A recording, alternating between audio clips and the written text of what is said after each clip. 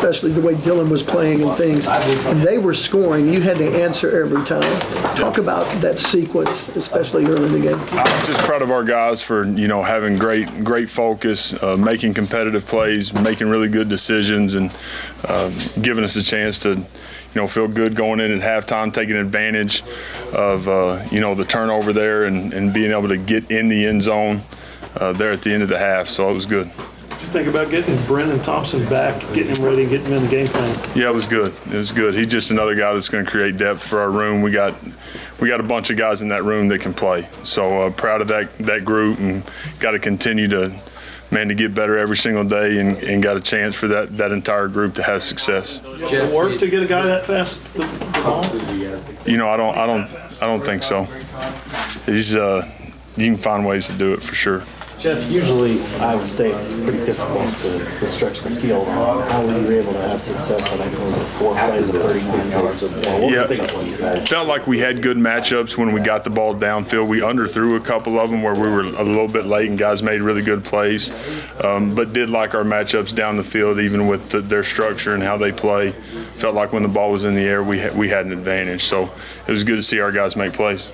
Just Brent mentioned Dylan is in a different place this time this year than he was a year ago in terms of leadership and confidence. Mechanically, when you see him throwing those deep balls, how far along is he maybe relative to this time last year? Yeah, I think, again, he's just incredibly confident with where he's at inside the locker room, inside this building, inside this interlocking OU. I think that's where his comfort level has grown dramatically, and it's been great to see. He's got to have a great week, got to have a great day tomorrow, recovering and getting back ready to roll. This is to help guys like Gibson making competitive plays for other guys. You got to have it. Got to have it. Even when a guy's not wide open, can I put a ball in a place where a guy can go make a play? And Dylan's done a nice job of that, but our guys on the perimeter have done a really good job of making those plays. We saw Jaden on that one. I think it's sort of 3 levels, right at the catch, 5 yards downfield, and right at the goal line. Different moves to finish off the play. What do you think is the most impressive guy about? Just the competitive catch for sure in the middle of the field the way it was, but just being able to score now, not making us snap it again. We talk about that all the time. You got an opportunity to score now. Don't snap it again. He was able to find his way to get in, and that was huge. Marcus's game, we talked about weeks of practice, running back, getting your opportunities. What about Marcus's game overall? Yeah, I thought he got into a little bit more of a rhythm today. We left some things out there, but again, I was proud of him for how he started and played all the way through. Again, continuing to take care of the ball, doing a nice job from a pass pro standpoint. So look for him to just continue to be better and better. So check. You didn't play bad in Cincinnati, but you didn't produce a lot of points. Yeah.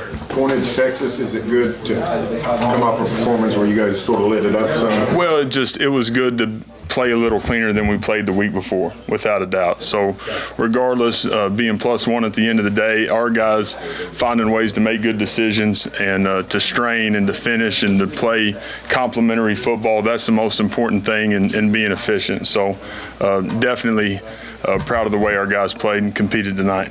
Jeff, what's your thoughts on Texas? I mean, their defense and what you guys are going to see? Yeah, sure. I obviously hadn't started on it, but we'll get going on it. They're going to be a really good unit, be a great test, be a great week. You guys did a little 2-minute drill there at the end of the half and were able to score.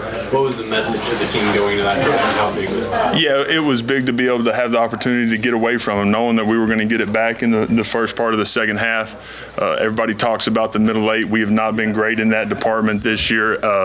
Offensively, been great on defense, but offensively we hadn't been, so it was really good. We kick a field goal the drive before where you want to score a touchdown, and then we're able to get it back with a short field and be able to go punch it in, which was huge.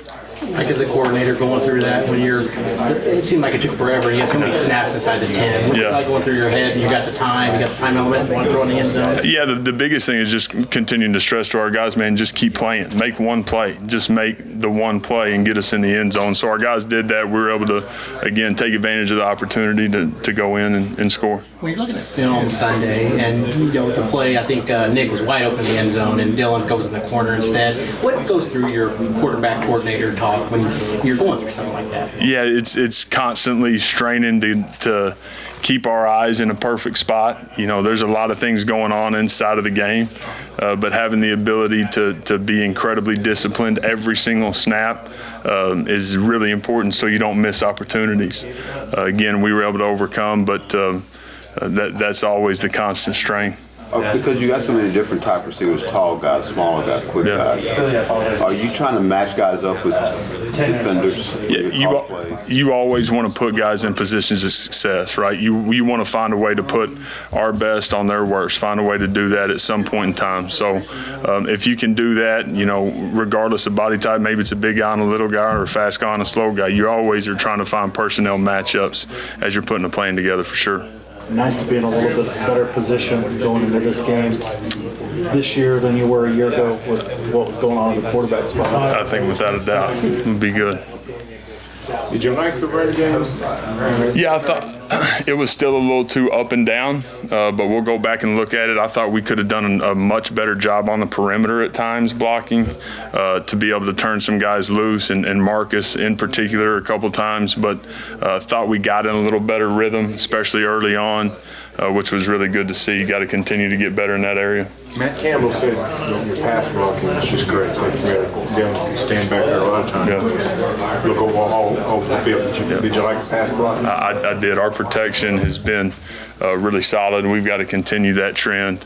That'll be big moving forward. What do you think about the job that Troy did and his progression here over the last few weeks? Yeah, we'll have to watch it to know exactly how he played, but just proud of his toughness, his effort, his attitude, who he is every single day. That's a guy that, you know, you want inside the locker room and playing ball for you. We asked you this question last year, and you texted week what it meant to you. What does it mean to you after coming off the field last year? I know it was tough last year. How anxious are you to get another chance to be a coordinator, call plays in this game, especially with a healthy Dylan? Yeah, I'm excited to have an opportunity to get number 6. We're 5-0 right now. We need to fight like heck every single day to give ourselves the best chance to win next Saturday morning at 11 in Dallas, and our guys will do that. Is it harder to keep that kind of forward mentality for this week, though? I don't think so, because it's so immediate. You know, I think the reality is our guys have been incredibly bought into getting better every single day, and making sure that we're doing everything we can, regardless of the opponent, to be able to go 1-0 on Saturday. So everybody understands the atmosphere and the energy of that game, but it's truly about us focusing on us and having a great week. How much can you attribute that to last year's kind of, you start 3-0 and then just collapsed to focus this year? Yeah, again, it's just one more year inside of what the expectation is every single day, and understanding, you know, the culture and the foundation that was laid, guys being able to go through that and stay true to that every single day. So again, leaders lead at the most critical times. We've had good leadership on our team right now and on our unit offensively, so look for that to continue. What does Gavin Sawchuk need to do to continue to stay on the field for you? Yeah, just the biggest thing is just getting in rhythm and finding ways to, man, again, this is a guy that didn't practice much at all, has practiced the last 2 weeks. He'll continue to have a lot of work on his plate this week and put him in positions to go have production on Saturday. Appreciate it. Thanks, Jeff. Thanks,